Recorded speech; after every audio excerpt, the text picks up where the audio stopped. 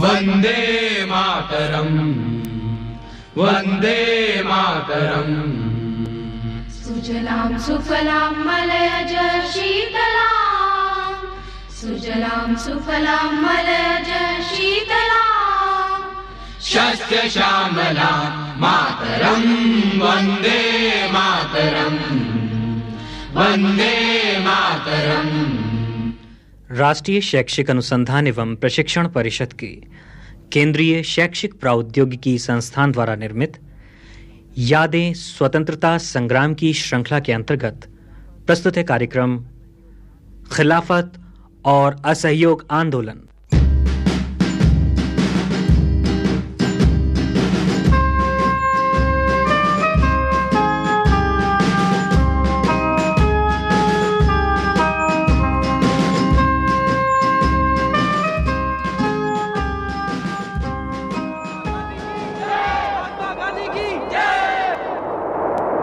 आप लोग कृपया शांत हो जाएं।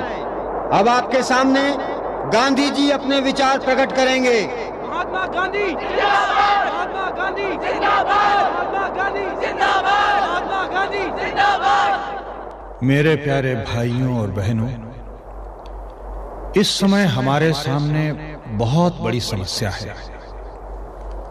हम सबको मिलकर इसका सामना करना होगा। हिंदू, मुस्लिम, सिख, ईसाई सभी को अन्याय और अत्याचारों के खिलाफ आवाज उठानी होगी। हम पर बहुत जुल्म हो रहे हैं। जब जी चाहता है ब्रिटिश सरकार हमारे नेताओं को जेलों में ठूंस देती है। हमें बोलने नहीं दिया जाता। चाहे हम शांति से अपनी बात कहना चाहें, हमारा मुंह बंद कर दिया जाता है। हम अब जुल्म नहीं सहेंगे, हम अन्याय का सामना करेंगे। वो हमारा मुंह बंद करें या हमें जान से मार डालें, अब हम उनके अत्याचार नहीं सहेंगे। हाँ, हम अब ईंट का जवाब पत्थर से देंगे। देखिए देखिए, शांत हो जाइए, शांत हो जाइए। हमें धैर्य से काम लेना है, धैर्य से। क्रोध से कोई काम नहीं हो पाता। मैं आप सबसे वायदा लेना चाहता हूं कि आप सब सत्य और अहिंसा के मार्ग पर चलकर ही स्वराज्य की बात करेंगे। हमें हिंसा का जवाब हिंसा से नहीं देना है। भारतीय राजनैतिक क्षेत्र में गांधी जी के आगमन से नई चेतना फैली। उन्होंने देश में असहयोग आंदोलन चलाने का आह्वान किया। उन्होंने सभी धर्मों के लोगों को, किसानों को और मजदूरों को स्वतंत्रता संग्राम में भाग लेने के लिए उत्साहित किया।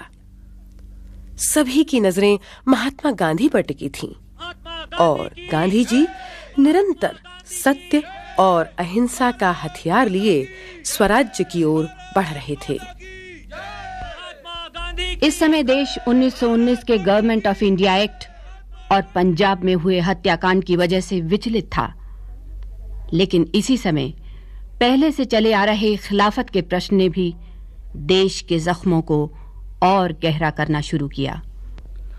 महात्मा गांधी ने इन तीनों प्रश्नों को, यानी पंजाब की ज्यादती, 1919 एक्ट और खिलाफत को एक साथ लेकर एक आंदोलन का आह्वान किया। इस आंदोलन में भारतीयों से विदेशी सरकार के साथ सहयोग न करने की अपील की गई। ये असहयोग आंदोलन पंजाब की बर्बरता और 1919 के एक्ट का जवाब था। यह असहयोग आंदोलन खिलाफत के प्रश्न का कारण था। जनता का आक्रोश बढ़ रहा था।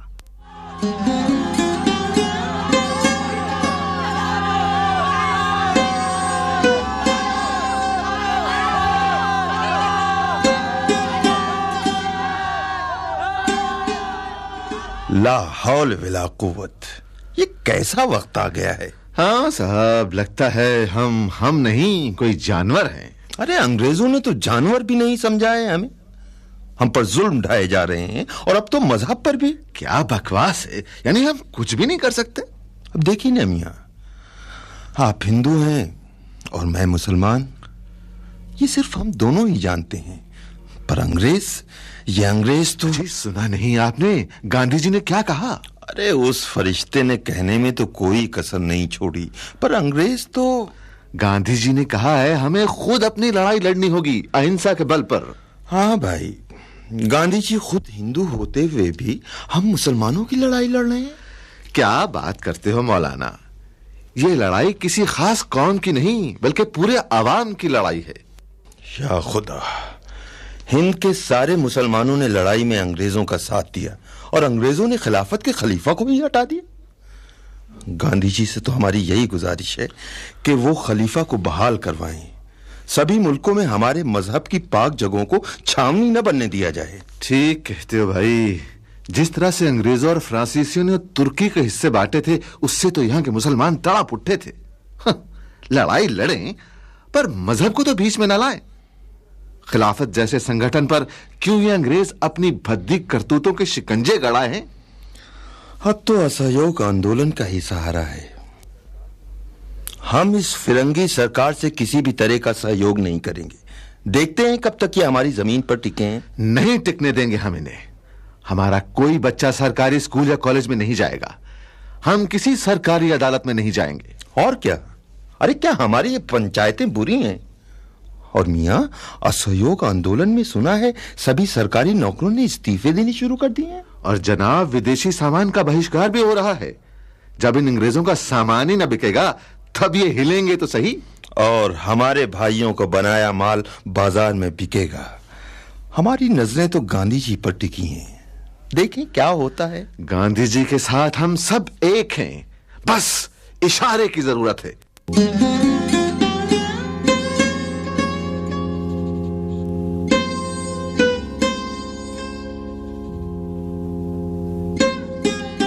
अब तक मैं पंजाब में निरीह लोगों पर हुए अत्याचारों के बारे में ही सरकार से लड़ता आ रहा था,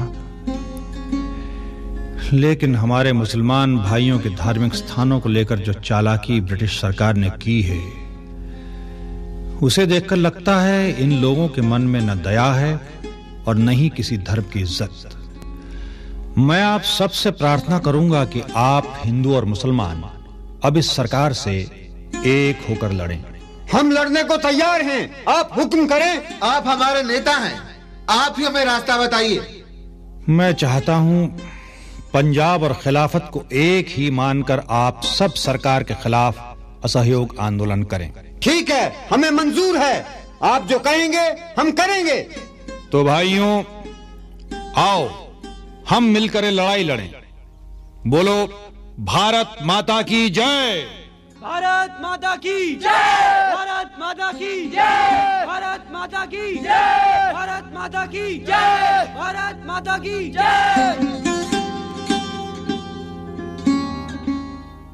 और इधर हिंदू और मुसलमानों की एकता से अंग्रेजी सरकार तिलमिला उठी और फिर इनमें फूट डालने के उपाय सोचने लगी।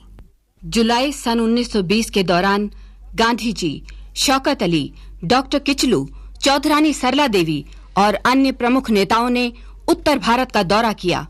लोगों में जोश था, मर मिटने की तमन्ना थी।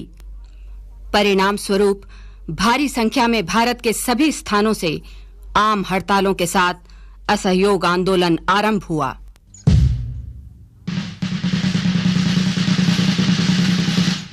महात्मा गांधी जिंदाबाद। महात्मा गांधी जिंदाबाद। महात्मा गांधी जिंदाबाद। महात्मा गांधी जिंदाबाद।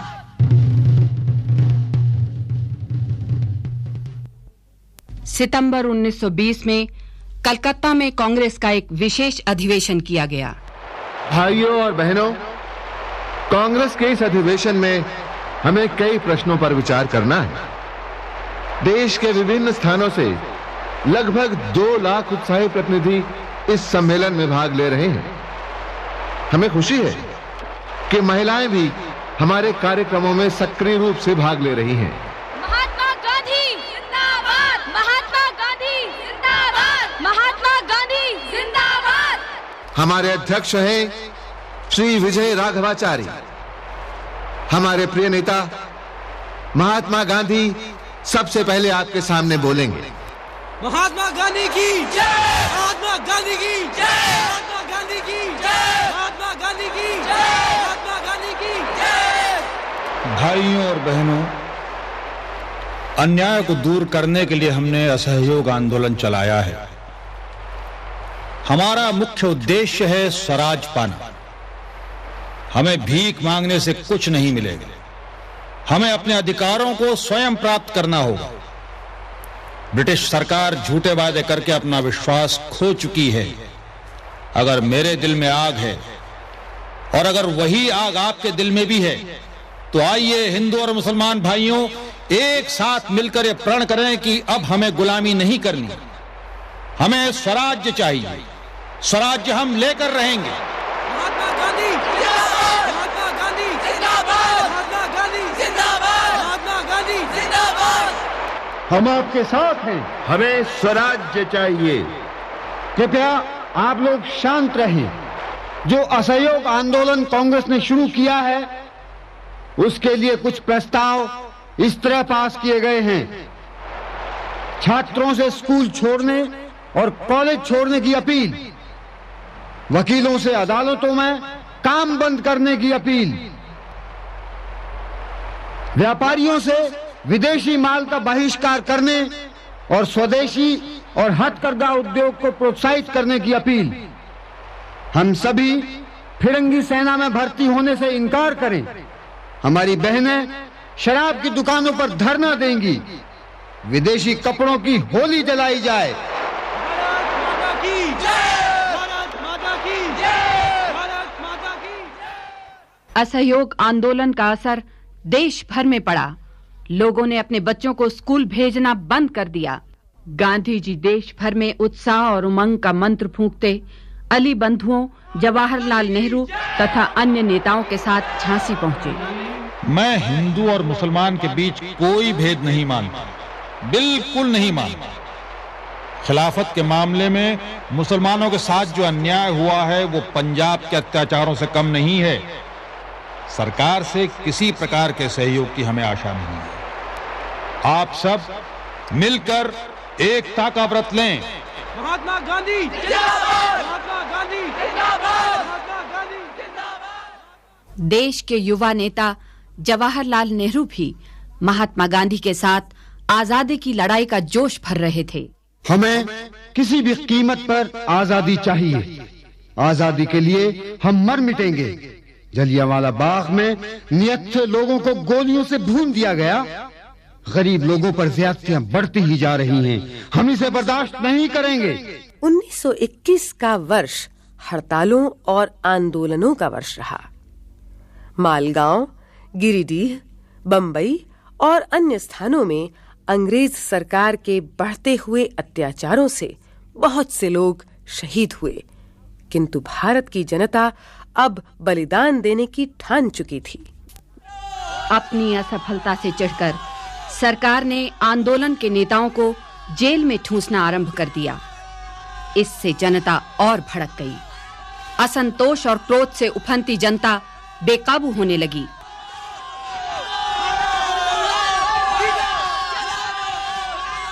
सरकार का अत्याचार बढ़ता जा रहा था। गांधी जी जनता को शांति से रहने का उपदेश देते रहे। वे जानते थे, सरकार के अत्याचारों के बदले यदि जनता भी हिंसक हो गई तो निहत्थी जनता ही मारी जाएगी।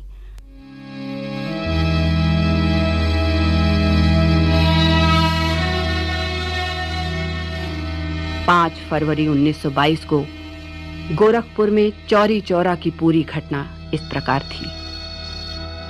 उस दिन करीब 6000 निहत्थे गांव वालों की भीड़ नारे लगाती हुई जा रही थी, जिसे देखकर चौरा चौरी थाने के सिपाही बाहर निकल आए। सिपाहियों ने जनता को तितर बितर हो जाने का आदेश दिया। जनता ने सत्याग्रह के सिद्धांत के अनुसार तितर बितर होने से इनकार कर दिया। इस पर पुलिस के सिपाहियों ने भीड़ पर गोलियों की बौछार की और तब तक गोलियां चलाईं जब तक गोलियां खत्म नहीं हो गईं। कुछ ही घंटों में 1 दर्जन से अधिक लोग मारे गए और बहुत से घायल हो गए। सिपाही गोलियां चलाकर थाने के अंदर घुस गए। इस गोलीकांड से जनता में आक्रोश बढ़ गया और उन्होंने थाने को घेर लिया और फिर थाने में आग लगा दी, जिसमें 18 पुलिस के आदमी मारे गए।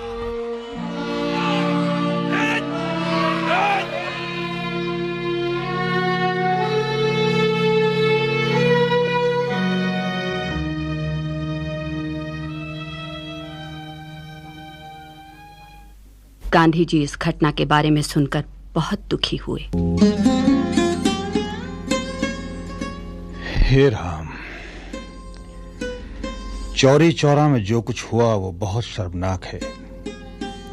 सत्य और अहिंसा की नीति को छोड़कर आंदोलन नहीं चलाया जा सकता। लेकिन अत्याचारों को हम कब तक चुप रहकर सहते रहेंगे गांधी जी? हम खून का बदला खून से लेंगे। हाँ, हम उन्हें सबक सिखा देंगे। देखिए, आप लोग उत्तेजित न हो। आप जानते हैं इस सब का परिणाम क्या होगा। हमारी माताओं और बहनों को बेइज्जत किया जाएगा, गरीब और असहाय लोगों पर अत्याचार और भी बढ़ जाएगा। मैं आपसे प्रार्थना करता हूं कि आप शांति न छोड़ें। मैं आप सबसे आग्रह करता हूं कि आप सब रचनात्मक कार्यक्रमों में अपना समय लगाएं, खादी का प्रचार करें, राष्ट्रीय स्कूलों में बच्चों को अच्छी शिक्षा दें। मैं इस असहयोग आंदोलन को यहीं बंद करना चाहता हूं। चौरी चौरा के कांड के लिए मैं 5 दिन का उपवास रखूंगा। गांधी जी के आंदोलन वापस लेने के फैसले से नेताओं को भी काफी धक्का लगा, लेकिन गांधी जी अपने निश्चय पर दृढ़ रहे। उन्होंने सभी से अहिंसा के ही मार्ग को अपनाने की अपील की। उस समय के प्रमुख नेता लाला लाजपत राय, नेताजी सुभाष बोस और मोतीलाल नेहरू उस समय जेल में थे। अपना क्रोध लाला लाजपत राय ने गांधी जी को पत्र लिखकर प्रकट किया। असहयोग आंदोलन के लिए लाखों लोगों ने अपनी जानें गंवा दी। फिरंगी सरकार ने हम पर अत्याचार किए, हमारी माओं और बहनों की इज्जत लूटी गई और अब आप आंदोलन वापस लेकर जनता की भावनाओं से खेल रहे हैं। जवाहरलाल नेहरू ने भी लिखा, चौरी चौरा में जो हुआ जनता पर किए गए अत्याचारों का वो 100वां हिस्सा भी नहीं है। ऐसे समय में जब जनता में इतना जोश है तो आंदोलन को इस तरह बंद कर दिया जाना बेहद दुर्भाग्यपूर्ण है। नेताजी सुभाष बोस ने भी अपना विरोध एक पत्र लिखकर प्रकट किया। ठीक उस समय जब जनता का उत्साह चरम सीमा पर था, पीछे हटने का आदेश देना राष्ट्रीय विपत्ति से कुछ कम नहीं। मैं समझता हूं गांधी जी को इस बारे में सोचना चाहिए। मुसलमान समुदाय भी आंदोलन को वापस लेना विश्वासघात समझ बैठा। परिणाम स्वरूप सभी समुदायों में निराशा पनपने लगी। गांधी जी की आलोचना और कांग्रेस जनों की निराशाजनक स्थिति को देखकर सरकार ने स्थिति का फायदा उठाया और गांधी जी को देशद्रोह के आरोप में गिरफ्तार कर यरवदा जेल भेज दिया। सरकार के इस चाल से जनता चौंकी। धीरे धीरे लोग गांधी जी की अहिंसा नीति को समझने लगे। जनता ने अपनी भूल को माना और सत्य और अहिंसा की राह पर चलकर एक अनोखी मिसाल पेश की।